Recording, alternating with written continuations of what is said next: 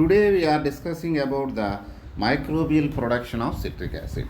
Actually, originally citric acid produced from the lemons by an Italian cartel. The discovery of its accumulation by Aspergillus niger in the early 1920 led to the rapid development of fermentation process. అంటే ఇక్కడ మనం observe చేసినప్పుడు నార్మల్గా citric acid అనేది lemons నుంచి produce అవుతుంది. ఇక్కడ మనం ఏం చేస్తున్నాము, కమర్షియల్గా ఆస్పర్జిల్లస్ నైగర్ అనే మైక్రో ఆర్గానిజంని యూటిలైజ్ చేసి మనం ఏం చేస్తున్నామంటే సిట్రిక్ యాసిడ్ ప్రొడక్షన్ అనేది చేస్తున్నాం. కమర్షియల్గా సిట్రిక్ యాసిడ్ ప్రొడ్యూస్ చేయాలంటే బేసికల్లీ 2 మెథడ్స్ని వాడాలి. ఒకటేమో సర్ఫేస్ ఫెర్మెంటేషన్ అంటాము, ఇంకోటేమో సబ్మెర్జ్డ్ ఫెర్మెంటేషన్ అంటాం. అంటే ఇక్కడ మనం అబ్జర్వ్ చేసిన సర్ఫేస్ అంటే పైన ఏదైనా ఫెర్మెంటేషన్ ప్రాసెస్ జరిగితే, అంటే నార్మల్ కండిషన్స్లో ఏదైనా ఫెర్మెంటేషన్ ప్రాసెస్ జరిగితే ఓకే, దాన్ని సర్ఫేస్ ఫెర్మెంటేషన్ అంటాం. ఇది ఓల్డర్ మెథడ్ అండి. ఈ ఓల్డర్ మెథడ్ ఎక్కువగా labour intensive version of citric acid fermentation. అంటే లేబర్ ఎక్కువగా కావాలి, కానీ ఇక్కడ లో పవర్ కన్జంప్షన్, ఎందుకంటే పవర్ కన్జంప్షన్ అనేది చాలా తక్కువగా ఉంటుంది. హయ్యర్ రిప్రొడ్యూసిబిలిటీ అనేది ఎక్కువగా ఉంటుంది, అంటే ఈల్డ్ ఎక్కువగా ఉంటుంది. Oxygen supply, metal and trace metals interference అనేది తక్కువగా ఉంటుంది. ఇక్కడ మనం ఎలా చేస్తున్నాము అంటే ఫస్ట్ మనం ఏం చేస్తామంటే రా మెటీరియల్ స్టోరేజ్ ట్యాంక్ని తీసుకుంటాము. ఆ తర్వాత మీడియం సపరేషన్ ట్యాంక్ ఉంటుంది, ప్రిపరేషన్ ట్యాంక్ ఫస్ట్ ఏమో రా మెటీరియల్ స్టోరేజ్ ట్యాంక్, తర్వాత మీడియం ప్రిపరేషన్ ట్యాంక్, ఆ తర్వాత మనం ఏం చేస్తామంటే ట్రేస్ని తీసుకుంటాం. ట్రేస్ మనం అబ్జర్వ్ చేసినప్పుడు ఆ ట్రే యొక్క డెప్త్ ఎంత ఉంటుందంటే 50 to 200 సెంటీమీటర్స్ ఉంటుంది. ఈ 50 to 200 సెంటీమీటర్స్ అంటే ఇడ్లీలు వేస్తారు కదా, ఇడ్లీ ట్రేస్లో ఎలా ఉంటుందో డెప్త్, అలాగే డెప్త్ కలిగిన ట్రేస్ ఉంటాయి. అలాంటి ట్రేస్ని తీసుకొని మనం ఏం చేస్తున్నాం, ఆ ట్రేస్లో మనం న్యూట్రియంట్ బ్రాత్ని, మీడియంని ఇనాక్యులేట్ చేస్తున్నాం. ఎప్పుడైతే న్యూట్రియంట్ మీడియంని ఇనాక్యులేట్ చేసామో ఇప్పుడు మనం ఏం చేస్తున్నాం, ఆస్పెర్జిల్లస్ నైగర్ యొక్క స్పోర్స్ని ఐసోలేట్ చేసాము. ఆ స్పోర్స్ని మనం ఏం చేస్తున్నాము, ట్రేస్లో ఇనాక్యులేట్ చేస్తున్నాం.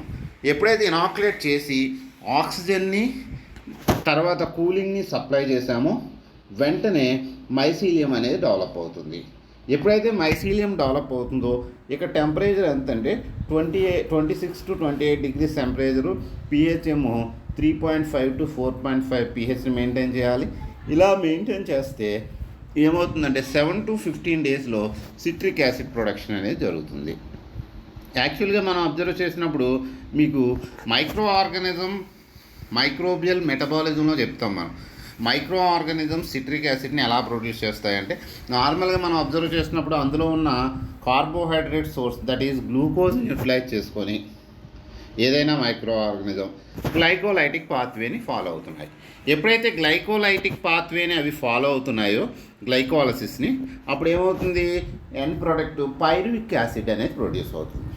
ఎప్పుడైతే పైరువిక్ యాసిడ్ అనేది ప్రొడ్యూస్ అవుతుందో ఈ పైరువిక్ యాసిడ్ ఏమవుతుంది, నెక్స్ట్ TCA సైకిల్లోకి వెళ్తుంది.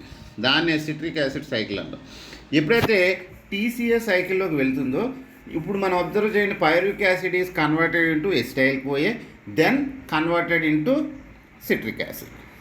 అంటే ఎప్పుడైతే ఎస్టైల్ కోఏ నుంచి సిట్రిక్ యాసిడ్ ఫామ్ అయిందో ఇలా ఫామ్ చేసుకునే మైక్రో ఆర్గానిజమ్స్లో ఆస్పెర్జిల్లస్ నైగర్ ఏం చేస్తుంది, ఇలాగ TCA సైకిల్లో సిట్రిక్ యాసిడ్ని ప్రొడ్యూస్ చేస్తుంది. ఎప్పుడైతే ఇలా TCA సైకిల్లో సిట్రిక్ యాసిడ్ని ప్రొడ్యూస్ చేస్తుందో వెంటనే మైక్రో ఆర్గానిజం నుంచి ప్రొడ్యూస్ అయిన సిట్రిక్ యాసిడ్ని మనం ఏం చేస్తున్నాం, రికవరీ చేస్తున్నాం. ఇక్కడ వచ్చే ఈల్డ్ ఎంత, 0.7 to 0.9% of grams of yield అనేది వస్తుంది. అంటే ఫర్ ఎగ్జాంపుల్ అంటే మనం అబ్జర్వ్ చేసినప్పుడు 100 grams తీసుకుంటే approximately 60 to 80 grams of citric acid production అనేది జరిగిపోతుంది. ఓకే, నెక్స్ట్ మెథడ్ ఏమంటామంటే సబ్మెర్జ్డ్ ఫెర్మెంటేషన్ ప్రాసెస్.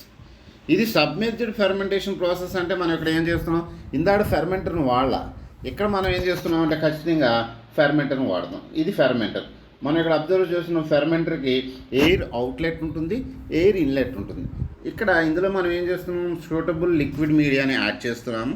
లిక్విడ్ మీడియాని యాడ్ చేసిన తర్వాత నేను ఏం చేస్తున్నాను, యాస్పర్జిల్లస్ నైగర్ స్పోర్స్ని యాడ్ చేస్తున్నాను. ఎప్పుడైతే యాస్పర్జిల్లస్ నైగర్ స్పోర్స్ని యాడ్ చేసామో అది మైసీలియల్ ఫార్మేషన్ జరిగి గ్రోత్ ఫార్మేషన్ జరుగుతుంది. Glycolysis cycle, citric acid cycle ద్వారా అది సిట్రిక్ యాసిడ్ని ప్రొడ్యూస్ చేస్తుంది. ఇక్కడ మనం సబ్మెర్జ్డ్ ఫెర్మెంటేషన్ అంటే ఏంటంటే ఈ ఫెర్మెంటేషన్ అనేది మిడిల్లో జరుగుతుంది, సర్ఫేస్లో జరగదు. ఫెర్మెంటర్ యొక్క మీడియా యొక్క సర్ఫేస్లో జరగకుండా మిడిల్లో జరుగుతుంది. అంటే ఇక్కడ మనం ఏమంటాం, top fermentation, submerged middle fermentation and bottom fermentation అంటాం.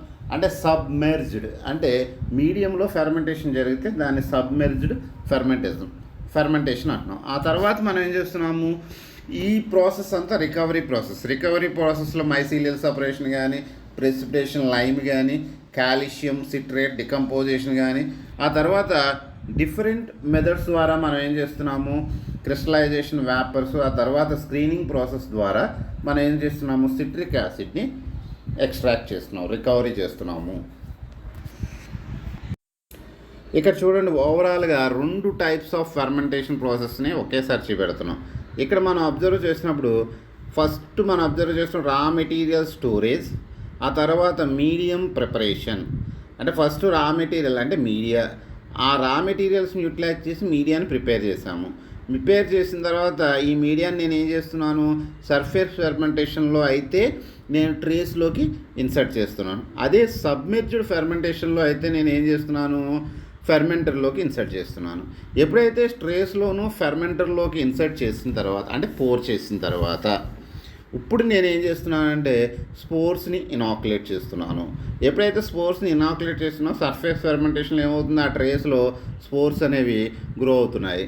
అదే సబ్మెర్జ్డ్ ఫెర్మెంటేషన్లో కూడా ఆ ఫెర్మెంటర్లో స్పోర్స్ అనేవి గ్రో అవుతున్నాయి. చూడండి, ఎట్ ఏ టైం 2 రకాల ఫెర్మెంటేషన్స్ను మనం చూపెడుతున్నాము. ఇక్కడ ఫస్ట్ 2 రకాలకి ఒకే మీడియా, కానీ చేసే టెక్నిక్ అనేది మారుతుంది. సర్ఫేస్ ఫెర్మెంటేషన్లో మనం ఏం చేస్తున్నాం, ఫెర్మెంటర్ని వాడకుండా ట్రేస్ను వాడుతున్నాము. సబ్మెర్జ్డ్ ఫెర్మెంటేషన్లో మనం ఏం చేస్తున్నాము, ఫెర్మెంటర్ని వాడుతున్నాం. ఆ తర్వాత 2 కూడా రికవరీ సేమ్. ఆ తర్వాత మనం మైసీలియల్ సపరేషను, క్రిస్టలైజేషన్, ప్రెసిపిటేషన్ ఇదంతా కామన్. కానీ మనం ఏం చేస్తున్నాం, చేసే ఫెర్మెంటేషన్ ప్రాసెస్ అనేది డిఫరెంట్గా ఉంటుంది.